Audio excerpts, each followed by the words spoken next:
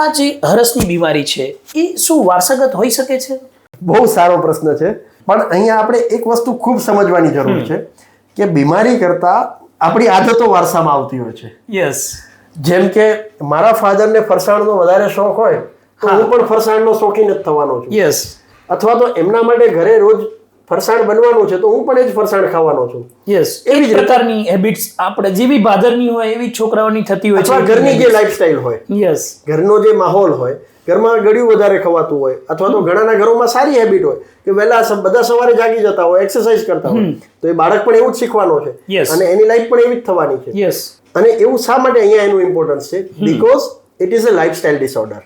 Okay. એટલે અહીં બહુ સમજવાની જરૂર છે કે આ લાઈફસ્ટાઈલ ડિસઓર્ડર છે જે 100% આપણી લાઈફસ્ટાઈલ ઉપર જ ડિપેન્ડન્ટ છે. તો આપણે ધારીએ તો એ થતો અટકાવી શકીએ.